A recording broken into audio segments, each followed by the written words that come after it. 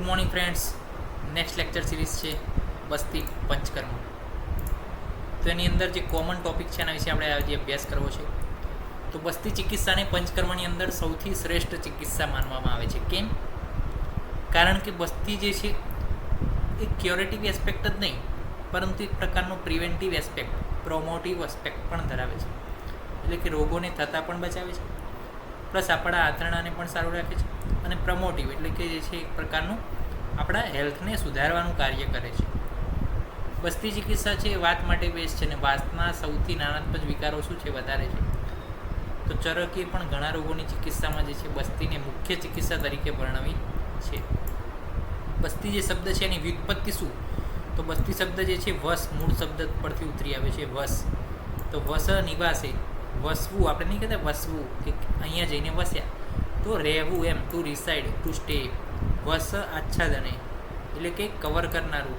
વસ સ્નેહાચ્છાદને પ્રાણ, દોષોના નિકાલ માટે સ્નેહનું આચ્છાદન એટલે કે જે ઇન્ટેસ્ટાઇન છે એની અંદર જે દોષો રહેલા છે એમાં આપણે શું કરીએ? સ્નેહ ઉમેરીએ.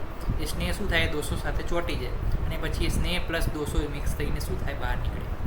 વસ વાસ અને સુરભીકરણ એટલે કે સુગંધીદાર જે છે સુગંધની અસર ઉત્પન્ન કરે. બસ્તે આવવું તો એ મૂત્રમ અંગ કે શું કરે છે? મૂત્રને આચ્છાદન કરે છે, એને બસ્તી કહેવામાં આવે છે. નાભી અધોભાગે મૂત્રસ્થાનમ, અંગ કે જે નાભીની નીચે રહેલું છે, મૂત્રસ્થાનમ મૂત્રને સંગ્રહ કરીને રહેલું છે. તો આ બધી બાબતો ઉપરથી આપણે તારણ કેવી કાઢી શકીએ?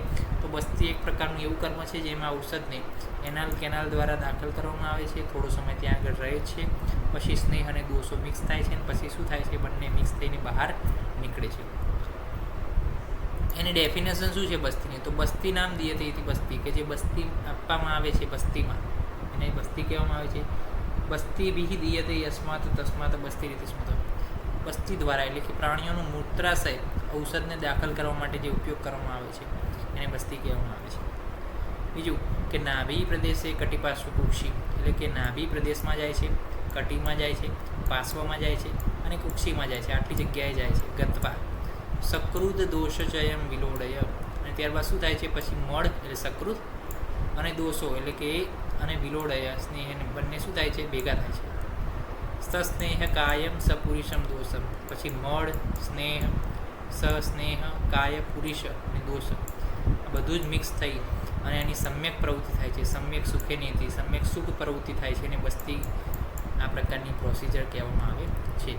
તો આપણે એના કલામાં જે દાખલ કરીશું સ્નેહ, તો એ નાભીમાં, કટીમાં, પાસોમાં, કુક્ષીમાં જશે.